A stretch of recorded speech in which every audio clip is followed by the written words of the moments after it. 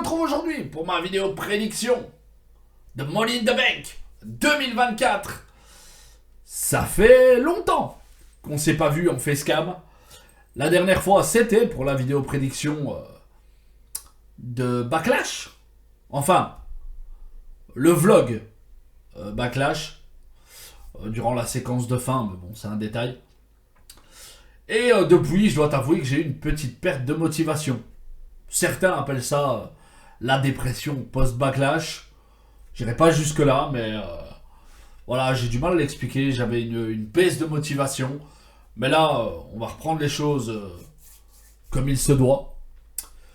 Je t'ai déjà proposé un épisode du mode Universe. Un épisode de SmackDown. Si tu l'as pas vu, je te le conseille. Il se passe des dingueries. Mais bon, aujourd'hui, on pronostique Money in the Bank qui se déroulera de la nuit de samedi à dimanche. Coup d'envoi à 1h du matin. 5 matchs sur la carte. Maintenant, ça devient habituel.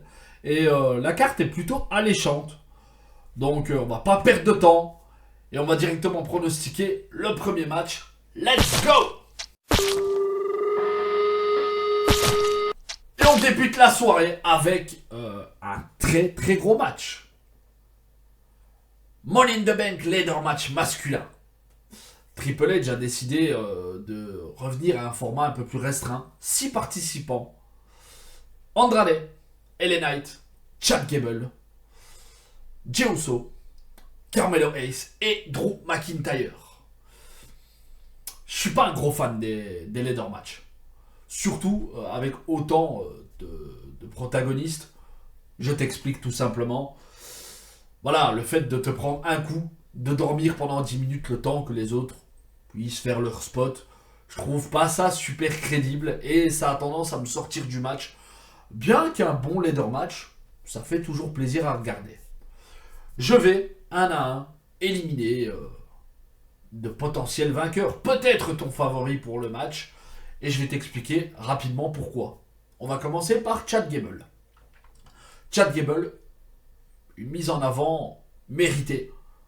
Depuis l'après-WrestleMania, sa rivalité très intéressante contre Chad Gable. Et son histoire qui a mené à la séparation, à l'explosion de l'American Alpha. Là, le pauvre, c'est la victime de la Wyatt Six. Et je pense que on va avoir droit à une intervention surnaturelle qui va clairement le sortir du match. C'est pourquoi je ne pense pas que ce pauvre Chad Gable sortira Mr. Money in the Bank. On va enchaîner avec Andrade. Andrade, qui est l'actuel WWE Speed Champion. Un lot de consolation. Le gars semblait déjà mécontent, pourtant il vient de revenir, mais il était mécontent de son booking. Et on lui a donné un titre qu'il n'arbore même pas en weekly. C'est le lot de consolation. Ricochet s'en va, donc on lui a donné le titre qui sert à rien, tu vois. Je sais pas s'il est content avec ça. Moi personnellement, je m'attendais à beaucoup mieux. Et c'est pour ça, hein, Andrade, midcard, et encore midcard, je suis vraiment gentil.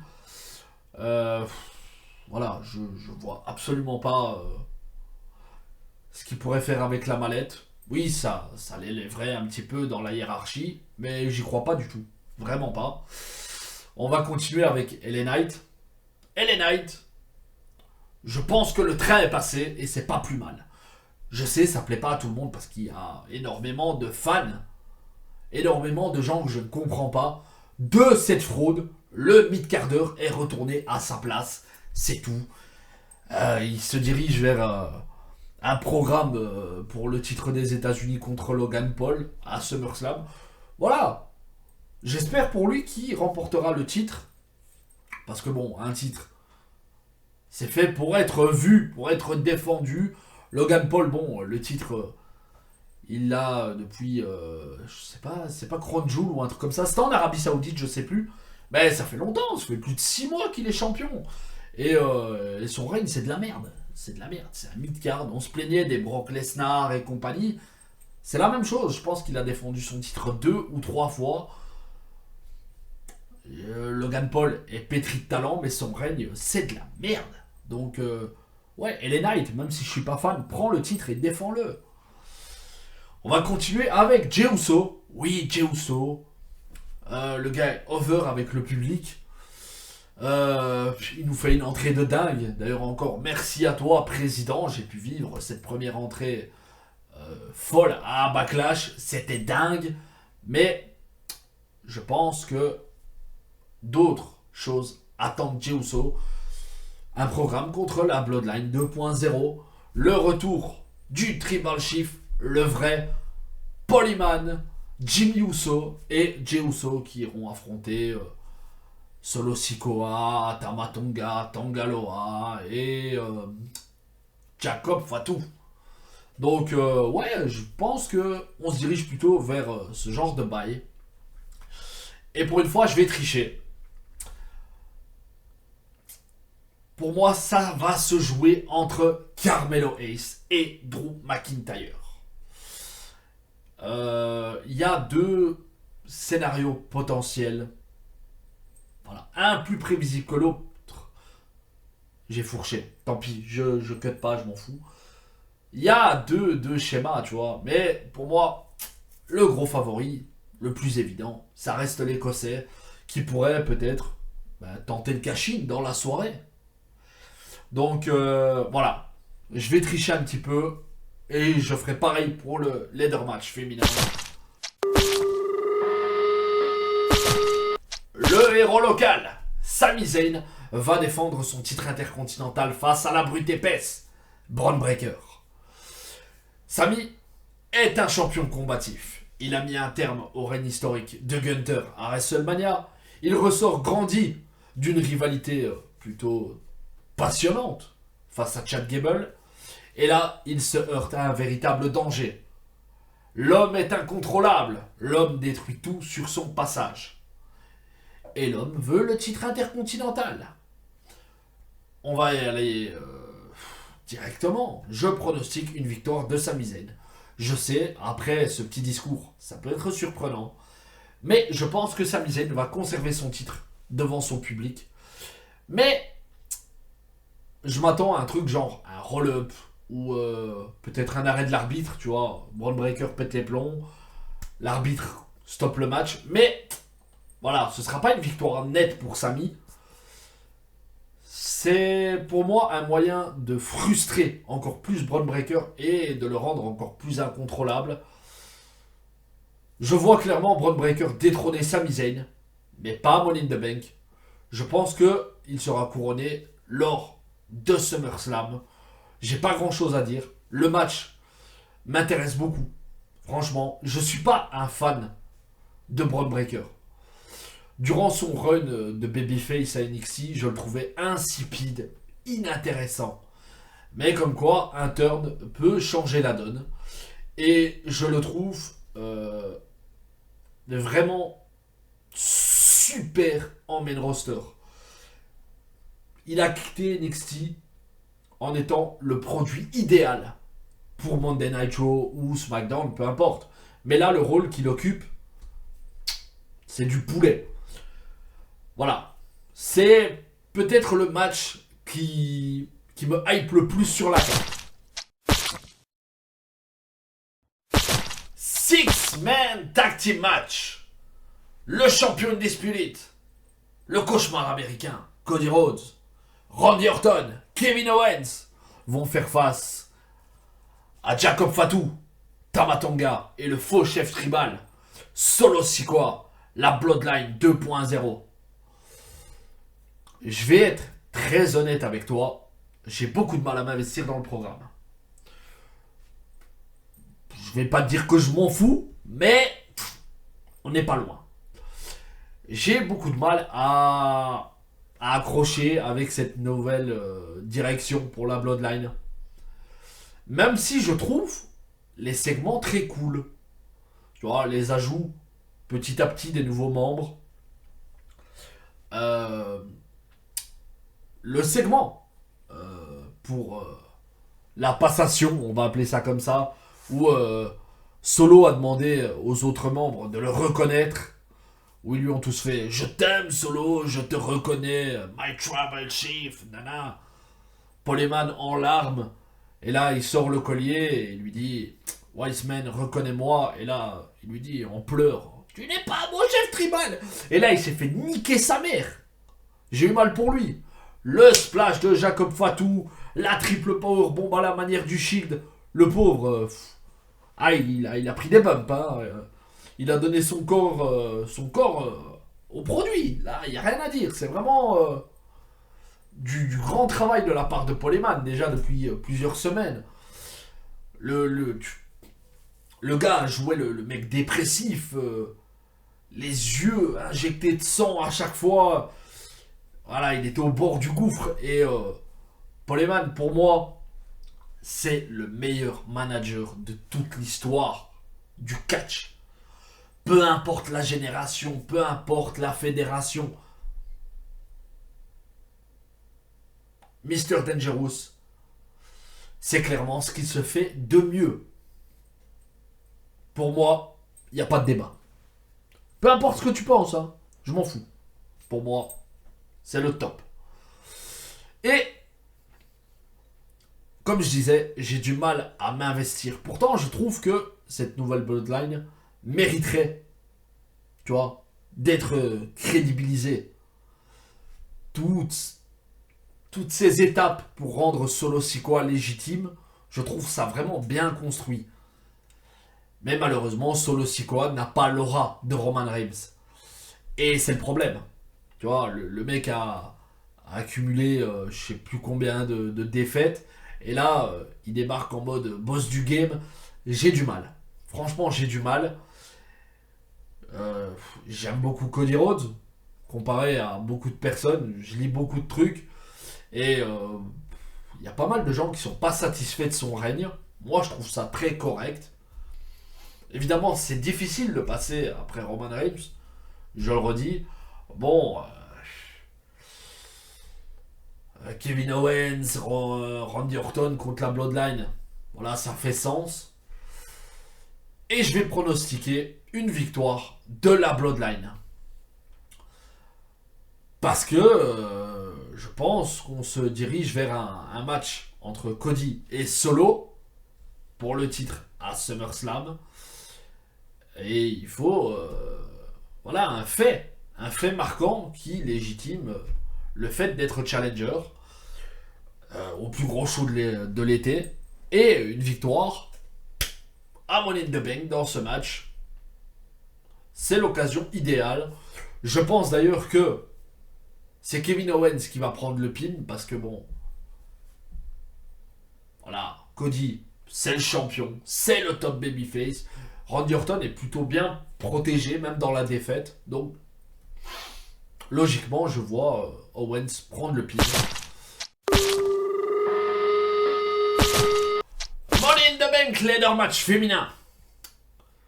Lyra Valkyria, Naomi, Zoe Stark, Tiffany Stratton, Chelsea Green et Io Sky. Comme pour le Money in the Bank leader match masculin, bah, je vais jarter des gens, tout simplement. On va commencer par Naomi. Je vois pas. Franchement, je vois pas l'intérêt. La meuf est revenue pour être certainement dans la mid-card. Elle fait le taf. Elle le fait plutôt bien. Mais je la vois pas, tu vois, au top de la division féminine. Je pense qu'elle va rester comme ça dans le milieu de carte pour être peut-être un tremplin pour les jeunes à venir. Io Sky, je doute vraiment que la WWE fasse le back-to-back. Elle va aller du côté de Marigold au Japon pour un programme qui l'attend. C'est sympa de voir la WWE faire des partenariats. Merci Triple H. Donc, pour cette raison, j'y crois pas du tout. Et on va pas se mentir, depuis que Bayley a été jarté du groupe, la blessure d'Asuka, voilà, le damage control, c'est plus la top faction, hein, on va pas se mentir. Donc, j'y crois pas du tout. Zoé Stark, bloquée dans la division tag, je pense qu'elle est là pour... elle est apte à faire de bons moves, un peu comme Naomi. Voilà, ça s'arrête là. Franchement, je vois pas l'intérêt de mettre Zoé Stark Miss Money in the Bank, même si j'aimerais beaucoup voir Zoé Stark performer en solo, parce que, athlétiquement parlant, je la trouve vraiment top. Je pense que la WWE a un petit peu raté le coche. On aurait dû miser sur elle après son programme avec Trish Stratus. Tu vois, elle s'est retournée contre la légende.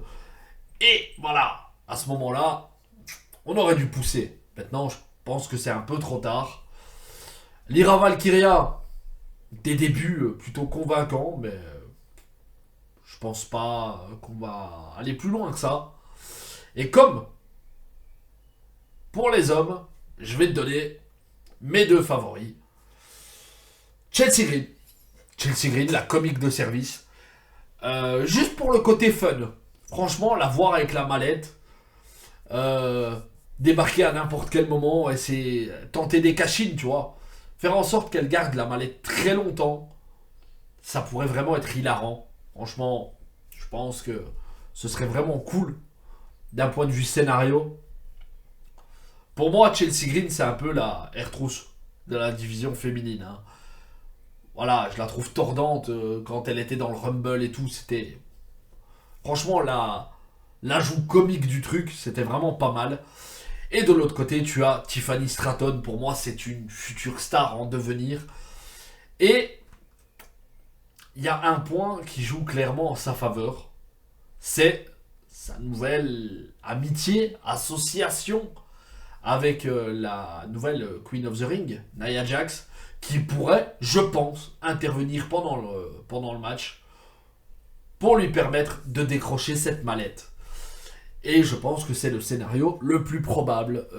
Tiffany Stratton, pour moi, a clairement 90% de chance de repartir avec la mallette. Voilà, j'ai pas grand chose à dire. Hein. Je pense que le match féminin sera peut-être plus intéressant que le masculin. Parce que du côté des hommes, je m'attends à beaucoup trop d'overbooking. Alors que du côté de la division féminine, peut-être une Shayna Baszler, on ne sait jamais. Et je pense qu'il y a de fortes chances de voir Nia Jax débarquer. Ça, par contre, j'en mettrai ma main à couper. C'est l'heure du main event. Parce que oui, selon plusieurs dirt sheets, Damian Priest devrait défendre le World Heavyweight Championship face à Seth Rollins dans le main event de Money in the Bank. Bon, que dire? Damian Priest est-il un champion de transition? Eh ben, je commence à penser le contraire. Jey Uso, Drew McIntyre, maintenant Seth Rollins, ça pourrait faire de jolis noms inscrits sur son CV.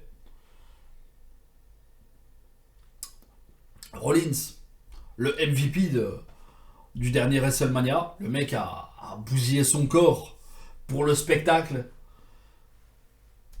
Match en tag team dans le main event de la nuit contre la Dream Team. Hein, franchement, le blockbuster. Dwayne The Rock Johnson, Roman Reigns. Il se fait botter le cul par Drew McIntyre dans l'opener. Et l'intervention en tenue du Shield. La jambe complètement brisée. L'œil explosé. Bref, Rollins a tout donné. A vraiment tout donné. Et là, bah, il revient et c'est Damian Priest qui lui propose ce match.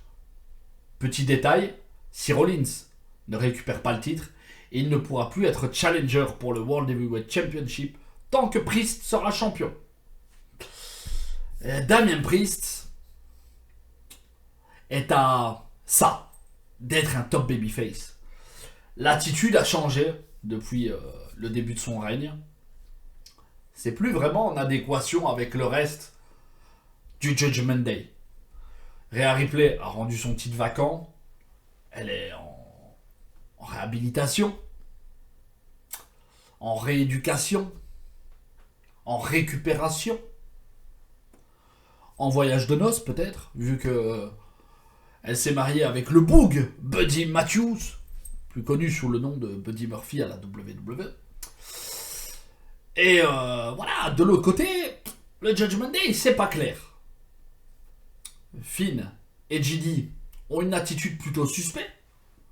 Carlito, il sert pas à grand chose, mais il est drôle, franchement. Il est plutôt drôle. C'est l'utilisation la plus pertinente qu'il a depuis son retour. Il y a Liv Morgan qui traîne dans les parages, tu vois.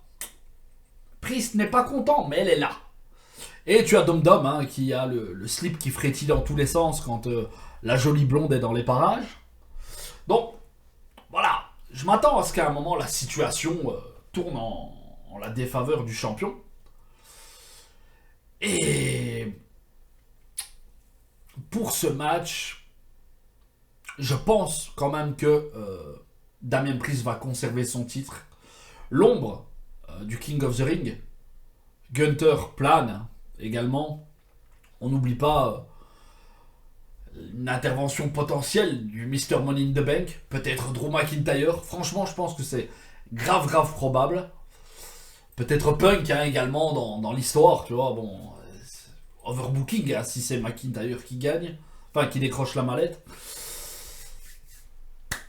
Voilà, je m'attends à un très bon match parce que les deux sont de très bons performeurs. Malgré son gros gabarit, Priest a un ring plus que correct. Et bon, on sait que Seth Rollins est un magicien capable de te sortir des moves exceptionnels. Maintenant, j'espère que son genou est totalement remis.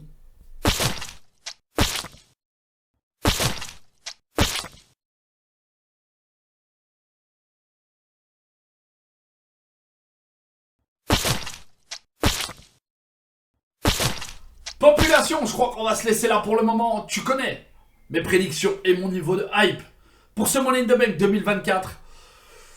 Bah, j'espère que tu passeras un bon moment devant ce PLE, que tu le regardes en direct ou en rediff. L'important, c'est de kiffer. Et si t'as kiffé cette petite vidéo, oublie pas le petit pouce bleu, c'est super important. À t'abonner si c'est pas déjà fait et que t'aimes le contenu. D'activer la petite cloche si tu veux rien rater. On se retrouve très bientôt. C'était Pof. Salut.